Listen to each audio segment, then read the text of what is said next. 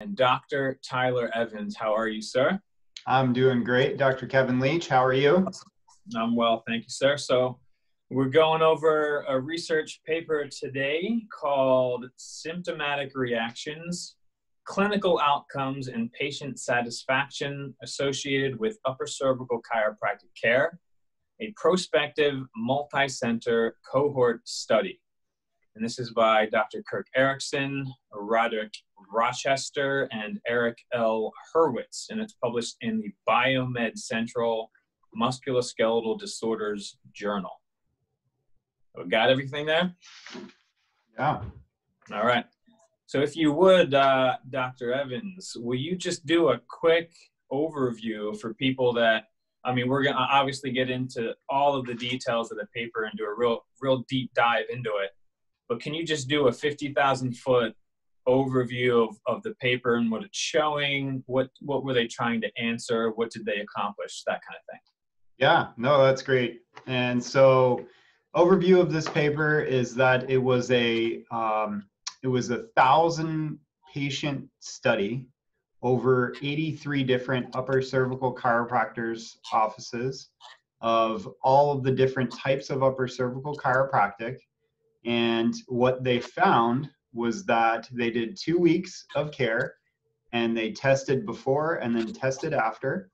And they found roughly, 4.5 per patient office visits requiring 2.4 adjustments over those 4.5 visits. So only half the time they adjusted, which is kind of cool because that's an interesting thing for upper cervical. We'll talk about that more in a minute. 31% of patients had what we call a symptomatic reaction. We'll get into what that is in a minute. Let's see, it was intense symptomatic reactions, which are a level higher, occurred in just 5% of patients. And the,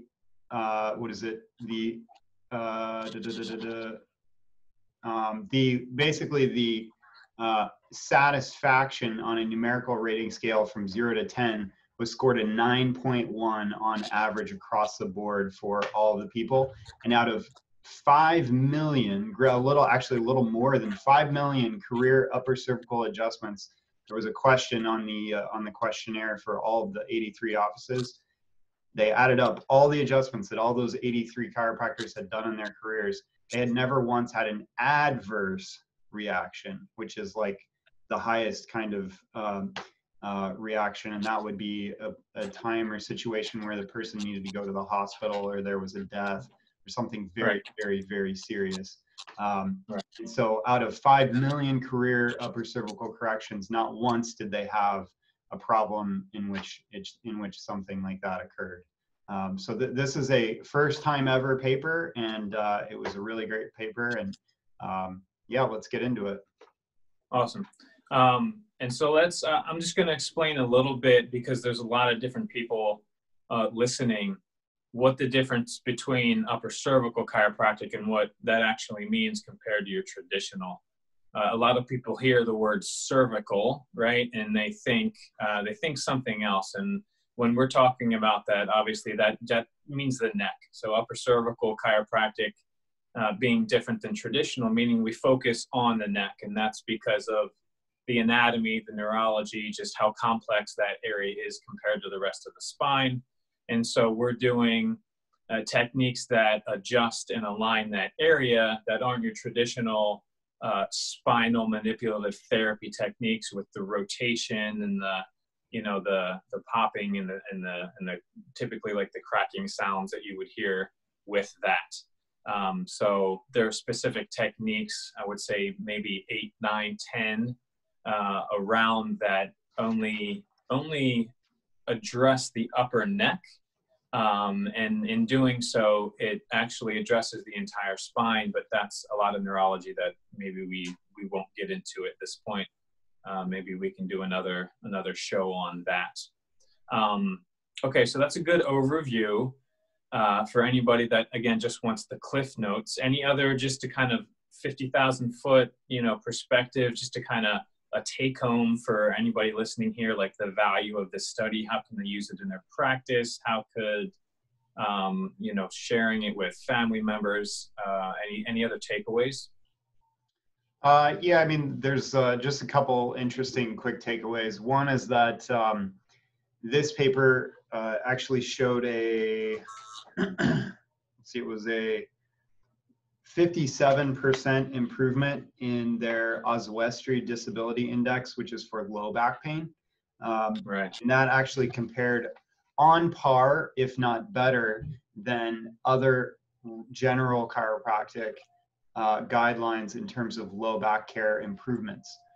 So something you may not, you know, expect to hear coming from an upper cervical study, but what we found is that when we balance that head over the neck properly, the lower back actually had quite a great benefit. A lot of people wouldn't think that or know that. It was just kind of a side effect of them studying everything in this paper. Right. Right. Great. Cool. All right, let's go ahead and get into, let's just get into the background. You know, so we'll go through the background methods, right? Discussion, conclusion, all that kind of stuff. And we'll just start with the background. As far as what does if we compare, I guess just upper cervical with traditional chiropractic and just the overall research and what's available, what's kind of the comparison? I believe it said that this is actually the first study that's been done showing the safety of exclusively upper cervical techniques. But I've also heard someone else say that there was a lot more. Do you know anything about the details of that? If there's any other specific studies like this one, or is this kind of like a breakthrough, one of a kind study here? Yeah, absolutely. So, you know, I'll just break down the title real quick because it might be a little bit hard to understand, but symptomatic reactions are reactions in which there is a slight increase in a symptom, either, you know, neck soreness or back soreness or some sort of symptom. So they wanted to study that because a lot of times chiropractors, or at least in general, the guidelines in terms of research, there's some negative information that's put out there, and they wanted to kind of like show upper cervical's power in how it works, and that the symptomatic reactions are often quite short and in low severity and frequency. And then clinical outcomes, so that would be the neck pain disability index, the Oswestry disability index. So those are two questionnaires that people did before and after that actually break down out of a 100-point scale, specifically how their neck pain affected their ability to do their life or their low back pain. And so then the patient satisfaction was rated in a numerical rating system from 0 to 10, or 0 to 11, you know, 10 being the best that it could be, and the 0 being the worst that it could be. And then a prospective study, and that's why this study is unique, is that prospective means it was done, they planned the study in advance. They laid out the terms of the study to, I think it was 110 chiropractors. They only chose to work with 83, or 83 only chose to work. And so they planned it in advance. They then applied the parameters to these 2 weeks of care. And it was a multi-center, meaning multiple chiropractic offices, meaning right across the country. There were 4 different countries actually involved in this study. It was Spain, England, United States, and Canada, which is kind of cool. That's an amazing thing that we can do that in our upper cervical profession. And then a cohort, just meaning a group. So it was the first large group study across many different upper cervical techniques that had ever been done. I think it's still the only one that's ever been done like that. So Dr. Erickson and Dr. Rochester, they're 2 of our mentors, Kevin and I, Dr. Leach, and we were lucky to know these guys because they did something for our profession that you know, hopefully we can continue to do, but they laid a great foundation and you know, great way to move forward with some great statistics. Got it. Yeah, so that's why it's special. Okay, I like, and also just to go into a little bit more detail about symptomatic reactions as opposed to adverse events. Right.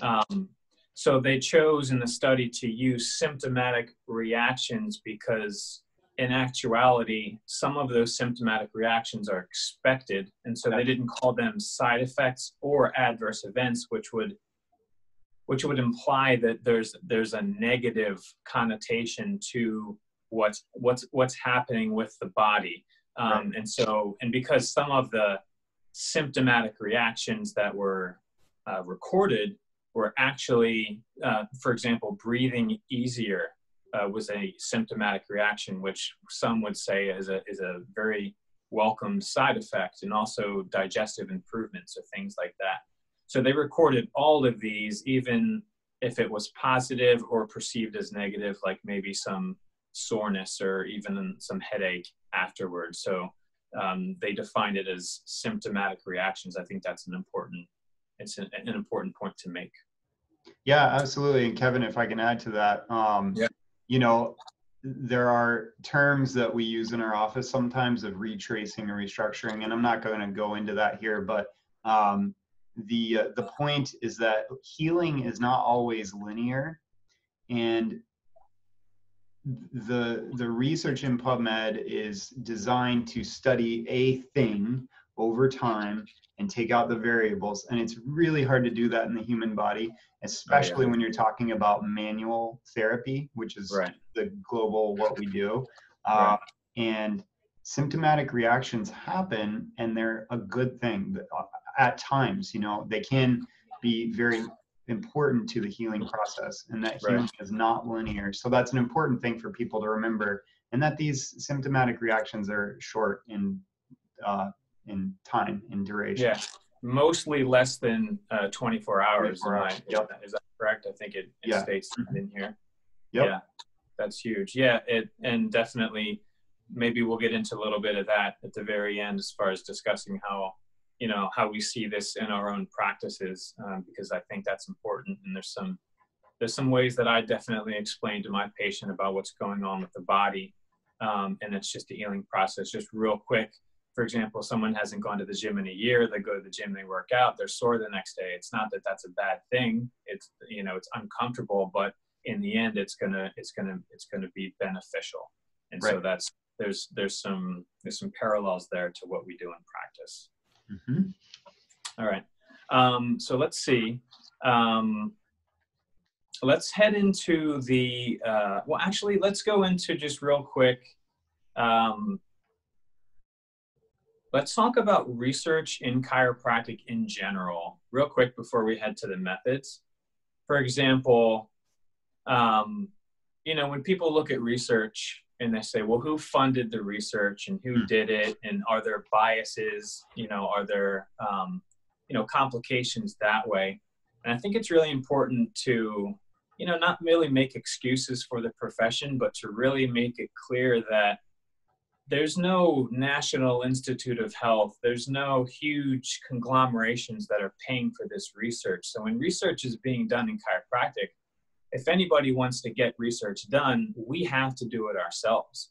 So yes, we are, we see results in our office and we see amazing things, and we want to prove the efficacy and the benefits of research. But we're the ones who have to fund it. Typically, it's doctors who are taking time out of their own practices. They may or may not be getting paid for it. And if they are, it's not very much. They're doing it to advance the profession and to just create more research and to ultimately help more people. I think that's a really important point, because a lot of people will say, oh, it's chiropractic and it's funded by chiropractic. Of course, you're going to have, good results and you're going to see good things. But I mean, that's where we are right now. Do you know if there's any advancements or any newer situations happening where we're going to have any funding from people like the NIH or any other big studies that are going to happen that come from outside funding? Do you know of any? Yeah, well, so in terms of the NIH, I do know that, and we can at some point go over this paper as well, but the Dickholt study at Palmer, which you went to Palmer, you know, I think that after you and I graduated, at some point after 2008, they did actually, because that paper was so foundational and groundbreaking in terms of like studying one thing, high blood pressure, or actually blood pressure changes as a result of the Atlas correction.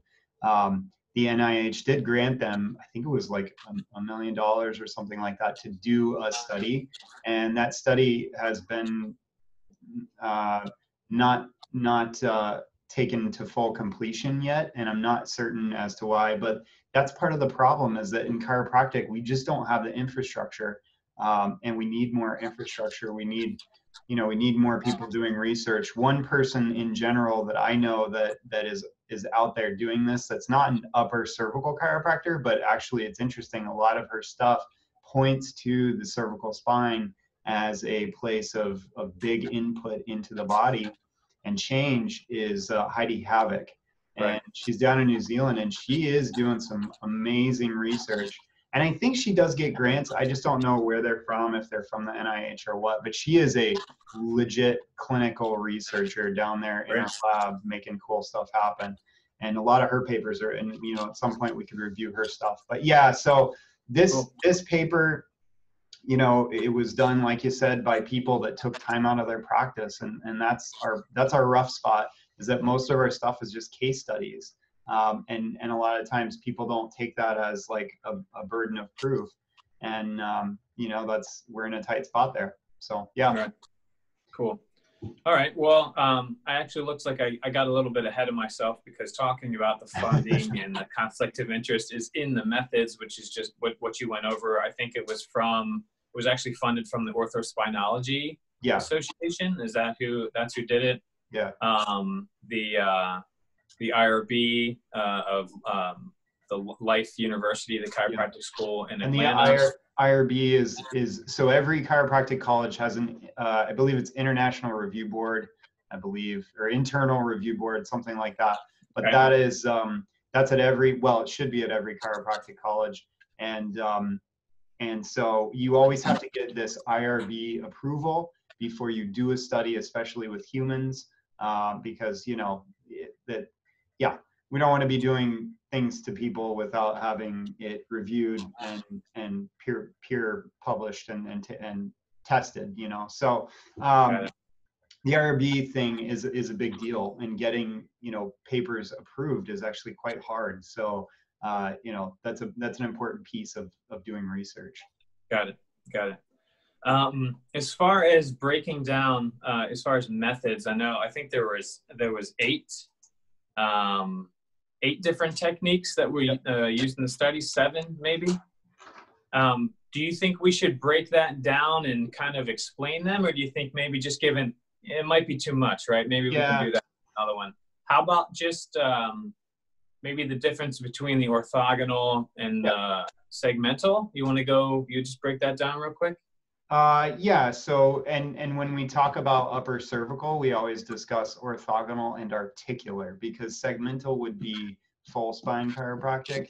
Articular meaning we're specifically looking at the articulation between C0 and C1, and orthogonal meaning we're looking at the orthogonal relationship between the head and the lower spine and the cervical spine, and the rest of the spine.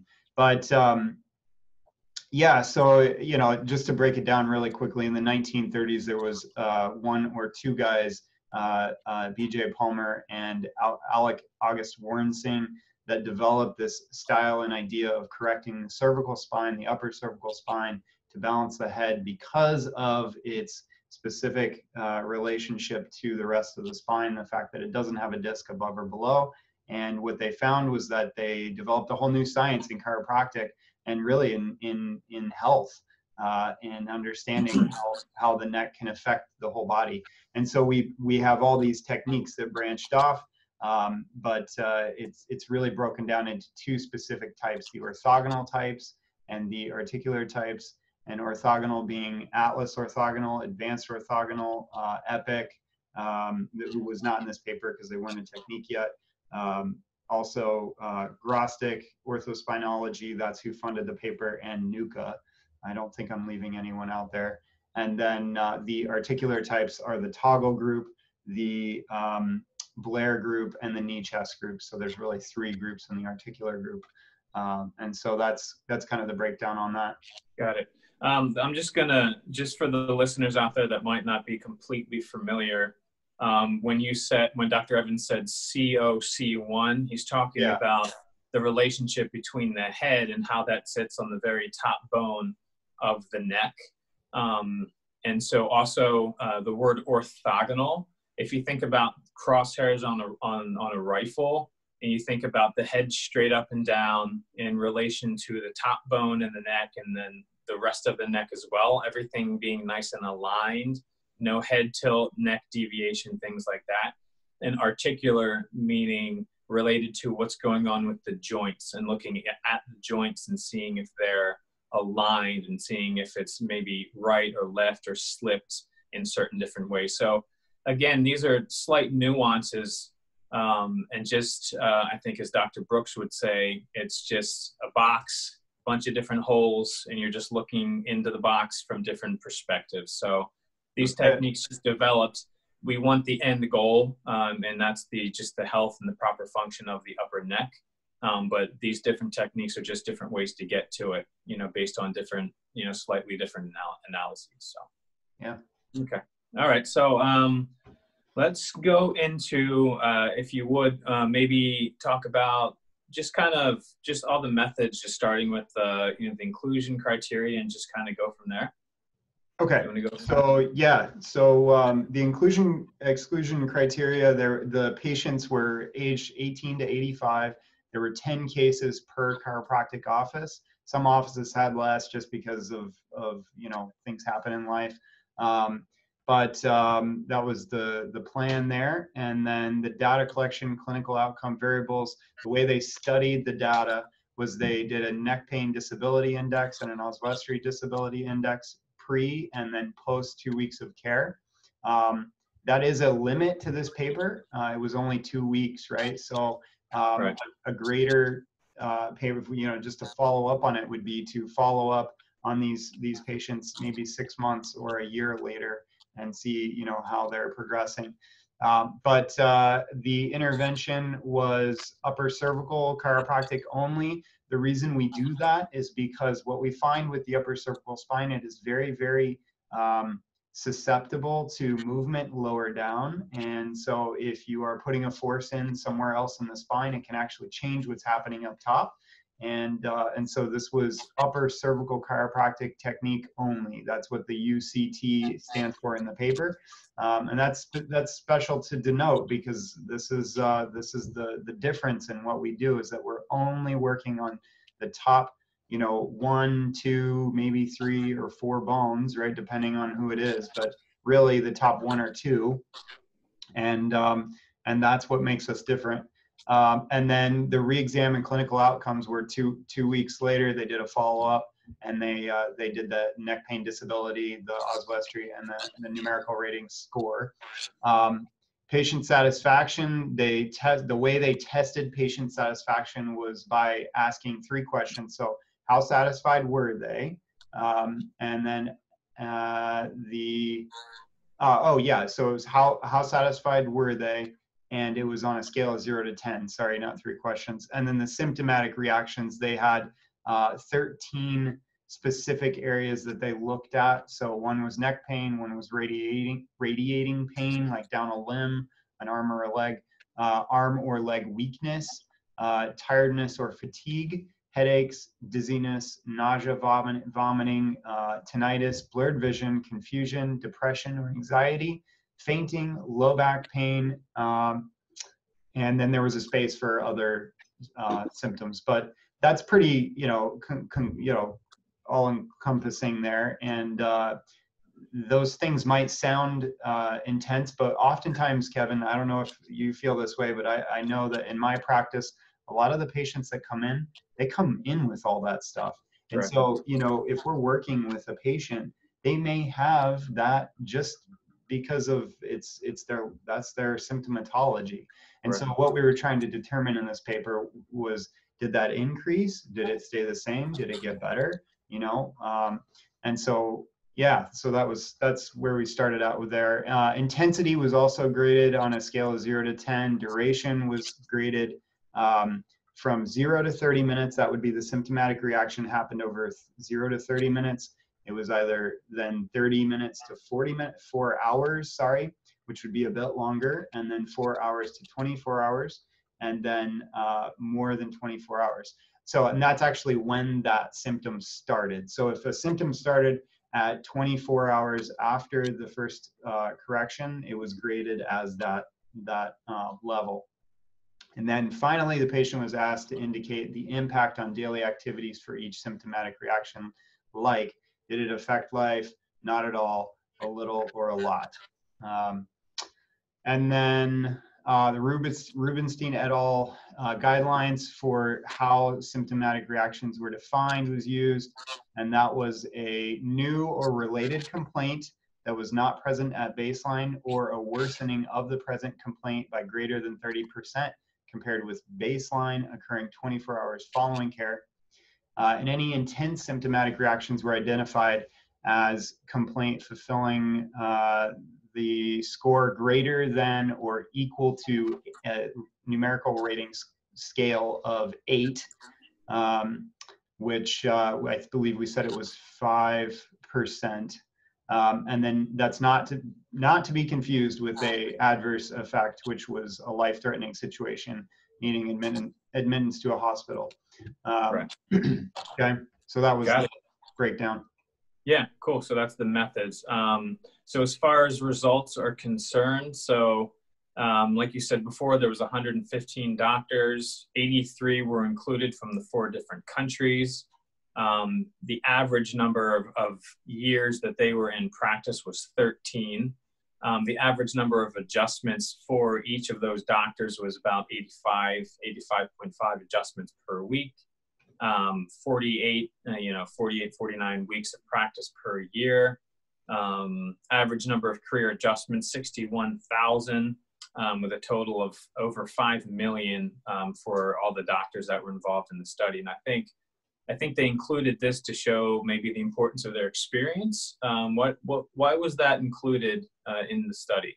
So the reason that was included into the study was because of there have been a handful of papers in the past that were pointing at chiropractic as a source of adverse events, meaning stroke or other crazy things that had been blamed on it.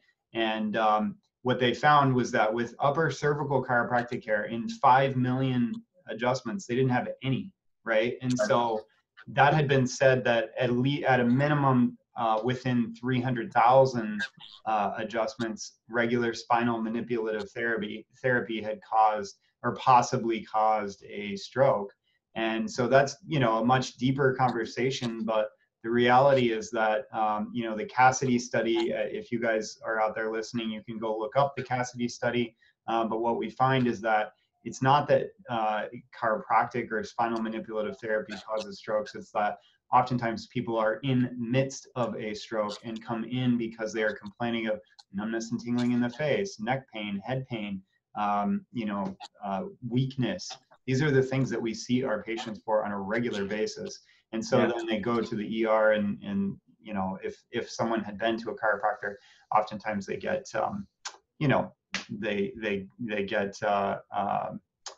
they start to place blame, right? And so we just want to put that out there that this study showed that in 5 million visits, that there were no adverse events. And so that's just a product of statistics. Yeah, and I think that study is going to be one that we're going to review in the future, because I think of how important that study is.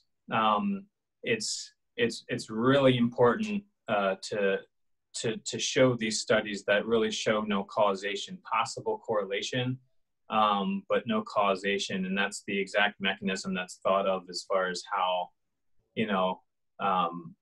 unfortunately, because we see those conditions all the time, sometimes those slight nuances and those red flags of knowing that the patient is actually having a stroke before we adjust their neck to hopefully make it feel better, sometimes that's not caught.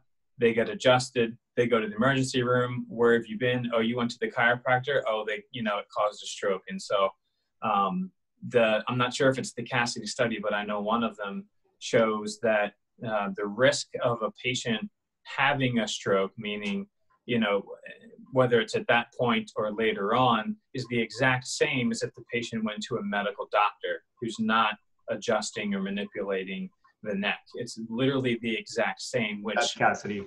Exactly. So that's why the thought process is, well, if they have the same quote unquote risk to go to the medical doctor and the chiropractor, it's most likely happening already, and the medical doctor refers to the ER, the chiropractor refers to the ER, or they go to the ER after and they find that they're having a stroke. But obviously they don't say, oh, the medical doctor caused it, because they didn't do anything to their neck. Right. So that's a good study that we'll get into. Yeah. And before we head on to this next point here, I like to kind of just you talked a little bit before, it might confuse some people about how a certain amount of adjustments were done and there were a lot more visits than adjustments. So a lot of people that have been to a chiropractor or who know about chiropractic, they might wonder, why would you ever go to a chiropractor and not get adjusted? And I think it's a really important point that many chiropractors, but definitely most upper cervical chiropractors, our entire goal is to get you adjusted and get you aligned, but not do it every single time, just as like a treatment or a symptomatic treatment, but to kind of train your body to be in alignment. So these next percentages, for example, 31%, required only one adjustment over those 2-week periods. They might have gotten checked 2 times after, but found that there was no treatment actually necessary. There was no adjustment actually necessary because they've actually held their alignment. 28% needed 2 adjustments, 19% needed 3, 11 needed 4, and then 9% possibly more than 4. So that's a really important point to understand, is that there's a lot of testing going on before actual adjustments are being made in upper cervical offices. Mm-hmm. Another point, 74% of the patients seen in the study were considered chronic. So that's important to understand, especially when you think about sensitization of nerves and pain and chronic pain and all that kind of stuff. 74% chronic complaints with mild to moderate disability and moderate pain. So pretty, fairly serious patients coming in for the study, and with the satisfaction rate and the results that we got, I think we're pretty happy about those results. Mm-hmm. You want to talk about the outcomes? Yeah. So let's see here. Are we talking about? So okay. Over the course of treatment, neck pain improved 56.8%, which is clinically statistically significant. So when we talk about a result in a paper in PubMed, we always want to find that it's statistically significant, meaning that the procedure or the treatment that was used was then shown to have some effect that is repeatable and reliable. And that's what the statistically significant means. So it just means that it brings some weight to, obviously that an upper cervical chiropractor has the ability to help with neck pain.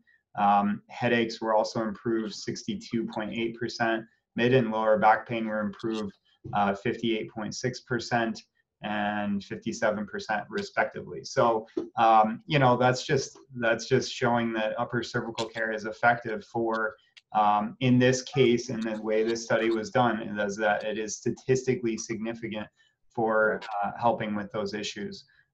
Disability from neck pain improved 47%. Oswestry disability for the low back improved 45%. All of which meet the chronic, the clinically and statistically significant. So, I think the big thing to take out of this is just that patients did these 2 weeks of care. It was a snapshot in time. we had a 9.1% rating in terms of satisfaction, and very low 9.1 out of 10, out of right? 10. Yeah. Yeah, out of 10, and a very low level of symptomatic reactions that were, I mean, they were common and quite frequent, but they were low in duration and low in intensity, and actually great statistically significant outcomes in terms of headache, neck pain, mid-back pain, and low back pain. So yeah. So we've got with all those high percentages of improvement, but then when we also compare that to just other articles, you know, again, major complications are extremely rare, right? Even it's actually common to have these slight symptomatic reactions, but Right. again, like you said, they typically go away pretty quick, and there's nothing that's really long-standing. So that's important. Yeah. And as far as let's see. Just because we might be running out of time here, I was thinking, Yeah. what else about the discussion do you think might be good to talk about? Yeah, I mean, I think the weaknesses of this study. It's always good to talk about the weaknesses. You know, this study was done for 2 weeks. Obviously, we'd like to see a study that's done over a longer period of time. That requires a lot of money, time, and effort from guys like you and me people like you and me that are out there just trying to help. So that pulls away from our practice, but it's something that we need to do. It did not show a risk analysis, so there was no risk analysis necessarily, but in terms of like a specific reaction, but it does show safety and efficacy, which those are important, you know, and that's a piece, right? So there's all these pieces that we have to piece together in the upper cervical world to show that, you know, when we do this treatment, we get this outcome. But it's just hard because we can't do our RCTs, you know, randomized clinical trials in an upper cervical practice.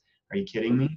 Like, Yeah. How do you do that? You know, it's just, Yeah. you can't give a sham adjustment in an upper cervical office. Like, it's really hard because everything affects the upper cervical spine. So, Right. you know, it's tough. But, Right. but yeah, I would say that's our limitation, and we need to keep doing more research. But yeah. Cool. How would you say, you know, when I read this study and when we were planning on doing this, I was really actually, even with the mild symptomatic reactions that resolve less than 24 hours, even when I read that, I was actually surprised because, and again, I'm not trying to say I'm better or blowing my head up, but I felt like it was actually pretty high. And it got me thinking, as far as compared to my own practice. Yeah. And it got me thinking, like, are patients not reporting what they're feeling? Possibly because it's less than 24 hours. I see them 3 days, 4 days later, and so maybe they forget about it. But yeah. What about you? Do you feel like those actually were a bit high compared to what you see, or were those on par? Yeah, I mean, I think that they're yeah, there's times where I would say that some patients have some of that, and then I would say there's times when some patients just do amazing. And so, you know, it's hard for me to compare really because it's such a changing, evolving thing. But what I would say is that it's surprising to me, you know, really breaking it down, how effective upper cervical is at helping people and having such little negative side effect, and how satisfied people are with it.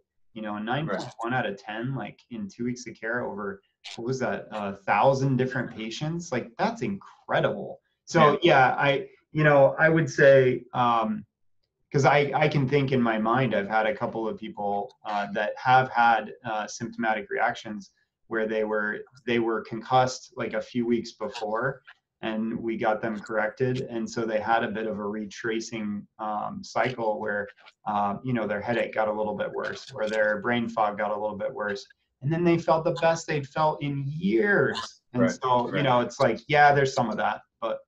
Do you tell your patients after the first adjustment or maybe even the first week or two that, hey, you might be sore, hey, you might have some, and I do too.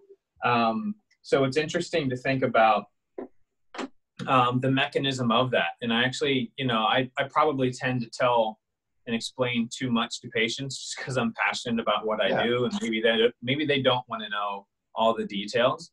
But I think it's important, and the mechanism being is that when you're changing the structure and the biomechanics and the way that the bones inside of your head and, you know, and your neck are moving and articulating, that in and of itself, when you're breaking up adhesion, scar tissue, that's going to cause a little bit of inflammation. Any sort of inflammation in your joints, you're going to get achy, you're going to get pain. And because there's, you know, a cervicogenic, a neck-related headache that most have, you're going to have that response. And so I tell patients all the time, hey, listen, there's a possibility you might feel these, but this is normal. And unfortunately, I think a lot of our colleagues might not actually tell their patients that, because I've had several patients that I can remember say, oh, well, you know, I went for a few visits and I was sore and it was painful afterward. And, you know, and it's like, well, they should have told you that that was going to happen, because that's part of the healing process. Again, with the, you know, the relationship of going to the gym and working out, like it's going to hurt for, you know, like it's going to take a while before your body gets used to that, but it's still beneficial in the long run. I think that's really important for people to understand. Absolutely. Yeah. All right. We good? Any other points that you want to hit on before we close it out? No, man, I think we covered it really well. I think that was pretty all encompassing. That's good. Awesome. Well, Dr. Tyler Evans, I really appreciate your time. I know you're like 5 minutes away from seeing patients. We'll be doing this again. And so, thanks for your time and have an awesome day. Yeah. Thank you, Dr. Leach. This was great. All right. Let's do it again. Awesome. Yeah. See ya.